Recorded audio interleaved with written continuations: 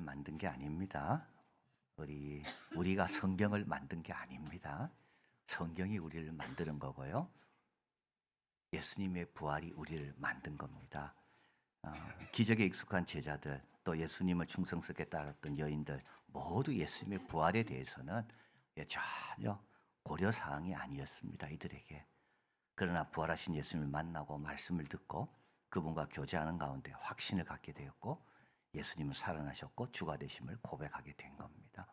처음부터 주를 고백한 게 아닙니다. 마태복음에 의하면 의심하는 자도 여전히 있었습니다. 그러나 주님과 있고 이게 신앙생활이 그렇습니다. 여러분 좀 의심도 생기고 괜찮습니다. 주님 살아계시기 때문에 염려할 게 하나도 없습니다. 지나면 지날수록 그분의 살아계심을 더 많이 경험하게 될 거거든요. 부활의 증인은 그래서 계속 늘어납니다. 예루살렘에서도 로마에서도 고린도에서도 오늘 이 변방의 도시 골로새 이 작은 이 도시에도 부활의 증인, 부활의 공동체가 만들어집니다. 오늘 본문에서 1절 그러므로 너희가 그리스도와 함께 다시 살리심을 받았으면 위의 것을 찾아라. 참 중요한 내용이에요, 여러분. 다시 살리심을 받았다는 건 뭐냐면 새 시대의 능력이 내게 임했다는 겁니다. 그리스도의 부활의 생명에 참여하는 자가 됐다는 겁니다. 예수님이 십자가에 못 박힐 때 나도 못 박히고 나도 살아났다는 겁니다. 여러분 새 생명 얻었습니다. 과거 생명은 뭘 먹으면 됩니까? 밥을 먹어야 됩니다. 지금 생명은요, 말씀을 먹어야 됩니다. 여러분 다릅니다. 이게 너무 중요한 내용입니다. 새로운 피조물이 됐잖아요. 새로운 피조물이 됐으면 옛날 먹던 것 갖고는 안 된다는 거예요. 영적으로 거듭이 났습니다. 거듭났으면 어떻게 됩니까? 거듭난 그 생명에 도움이 되는 것을 먹어야지만 성장하는 겁니다. 그런데 거듭나고 나서도 여전히 이 새 생명에 필요한 건 안 먹고 옛날 먹던 것만 계속 먹고 있습니다. 그럼 어떻게 되겠습니까? 새 시대의 능력이 임했습니다. 그리스도의 부활의 생명에 참여하는 자가 됐습니다. 그럼 어떻게 하라고요? 위의 것을 찾으라고요. 위의 것을 찾으라고요. 위로부터 공급을 받으라고요. 위로부터 지도를 받으라고요. 여러분 이스라엘 백성 한번 생각해 보십시오. 애굽에 있을 때는요, 위로부터 공급과 위로부터 지도가 필요가 없습니다. 그러나 출애굽하면서부터는 이들은 위로부터 공급, 위로부터 지도를 받는 백성으로 바뀌는 겁니다. 그러니까 예수 믿기 전에는요, 위로부터 공급, 위로부터 지도와 상관없이 살았습니다. 예수 믿고 나면요, 우리는요, 새로운 생명, 새로운 고향이 생겼잖아요. 그래서 여러분 출애굽을 꼭 기억하시기 바랍니다. 나는 출애굽하고도 여전히 애굽 생활을 하고 있는가? 안 그러면 나는 출애굽하고부터는 불기둥, 구름기둥의 인도를 받고 만나를 먹으면서 나는 약속의 땅을 향해 가고 있는가? 바로 이 말씀입니다.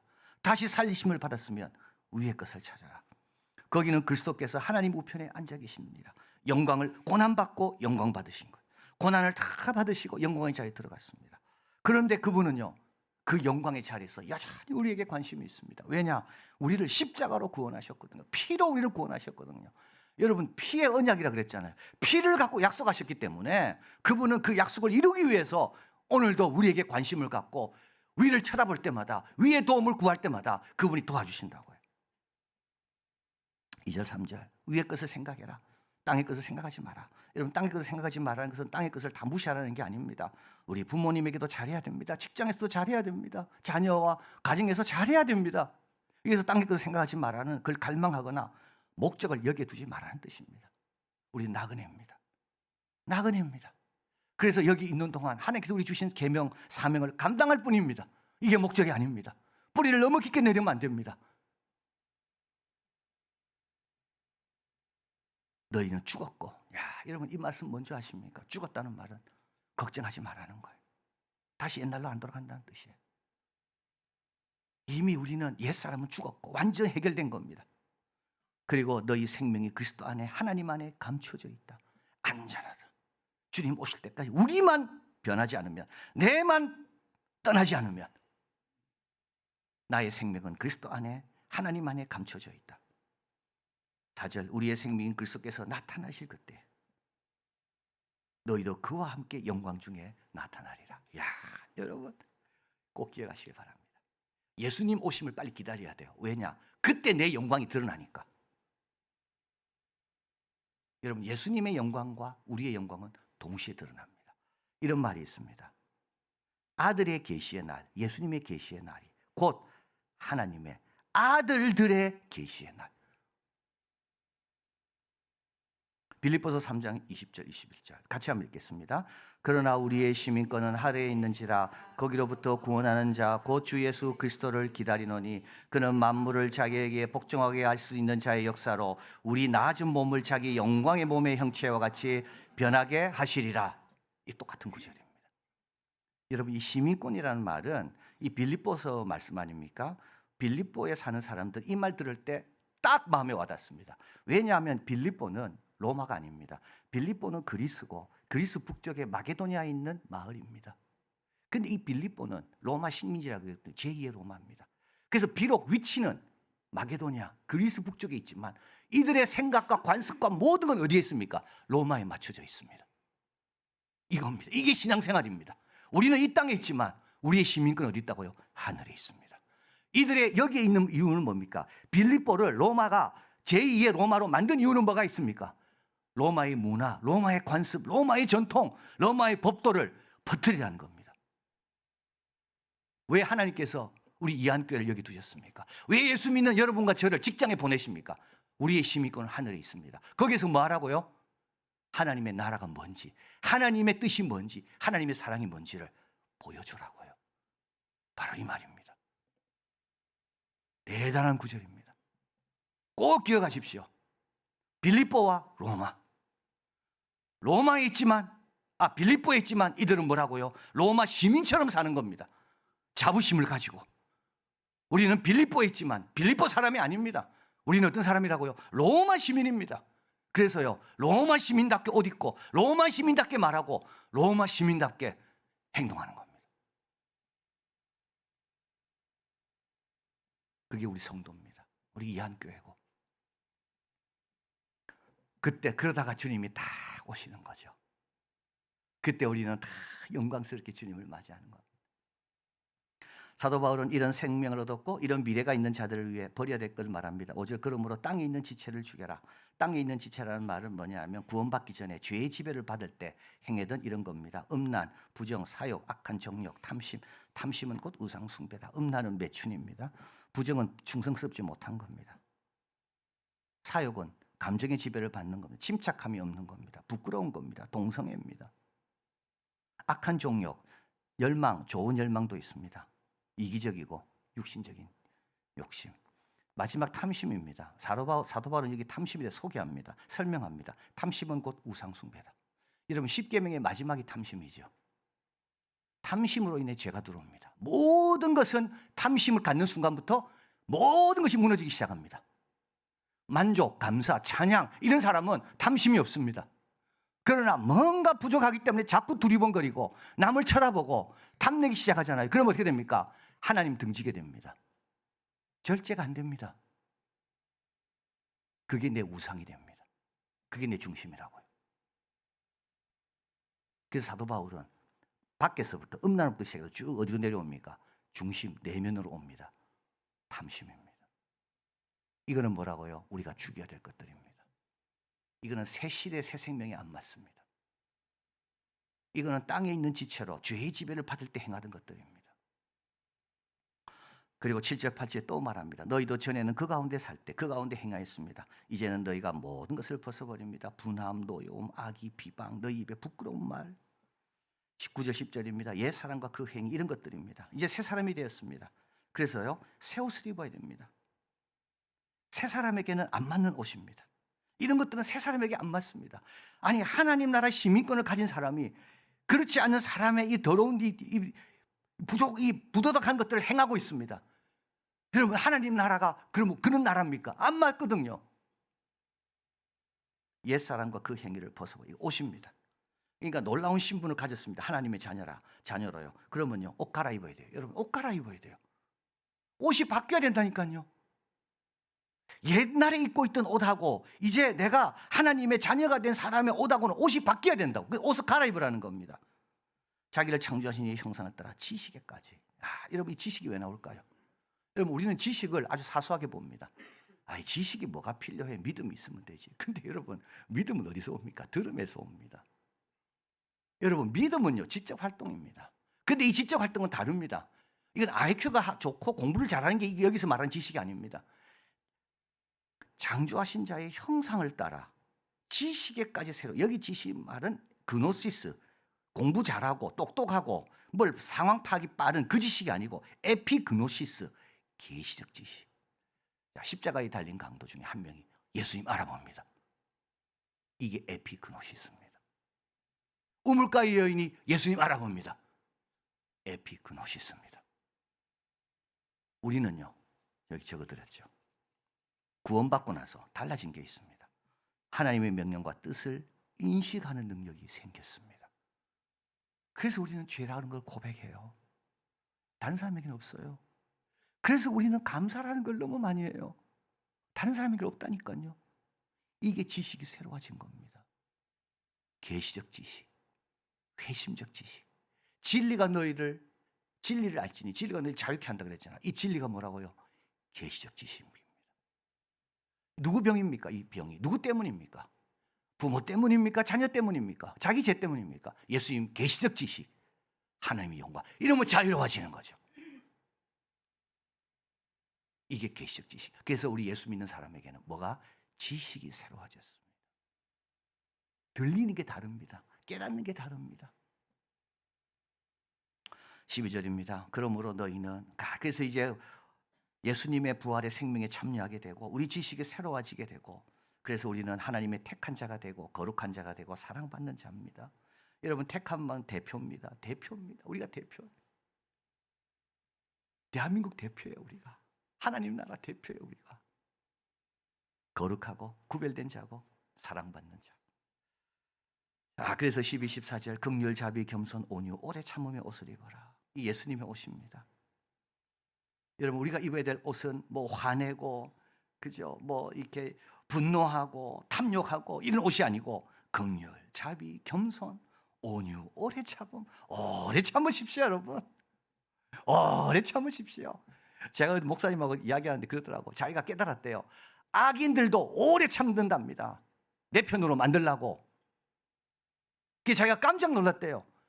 야, 선한 일만 위해 오래 참는 게 아니구나. 나쁜 일 하는 사람도 그 사람 마음을 얻으려고 오래 참구나. 오래 참으십시오. 이게 뭐라고요? 거룩한 자요, 택함을 입은 자요, 하늘의 시민권을 가진 자가 이 땅에서 입어야 될 옷이고 보여야 될 것입니다. 긍휼, 자비, 겸손. 그리고 서로 용납하는 겁니다. 피차 용서하는 겁니다. 여기에 사랑을 더하는 겁니다. 여러분, 이 옷 벗으면 안 됩니다. 이 옷 점검해야 돼요. 내가 오늘 이 옷을 입고 있는가?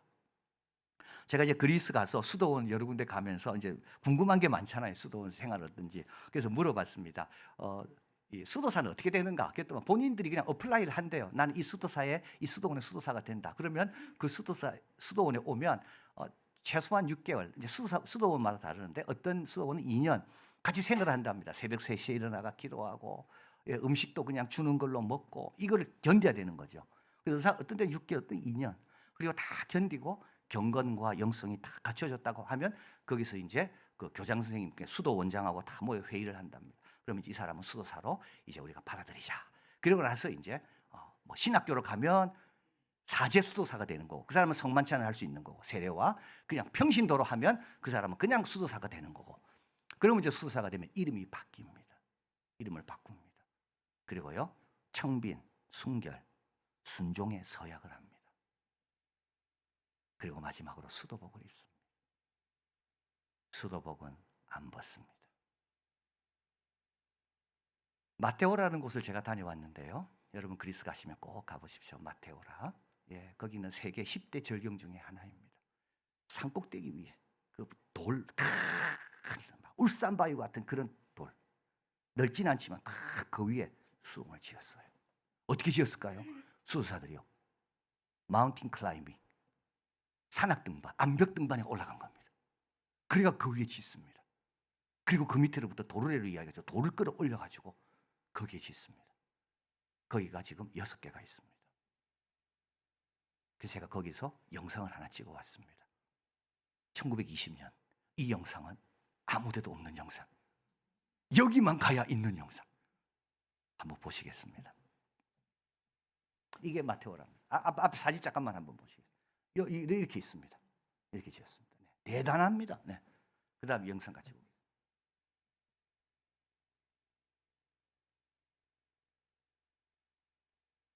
올리브 따는 집.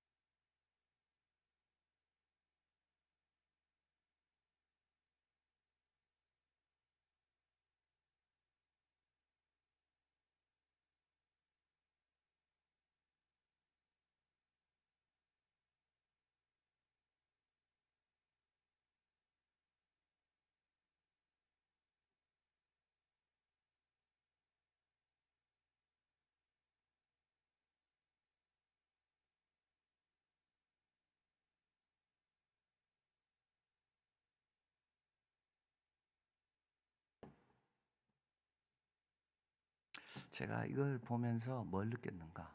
옷을 안 갈아입구나. 커피 마시는 거 나오죠. 여러분 카페 가서 옷 갈아입지 마시길 바래요. 거기서 경건하게 커피 마시길 바래요. 교제할 때 옷 갈아입지 마시길 바래요. 긍휼과 자비와 겸손으로. 성경 읽을 때뿐만 아닙니다. 성찬식 할 때뿐만 아닙니다. 밥 먹을 때도, 일할 때도 옷을 안 갈아입더라고요. 그래서 제가 물었습니다. 옷 언제 갈아입냐고. 병원에 입원할 때는 갈아입는다 그러더라고요. 옷 안 갈아입습니다.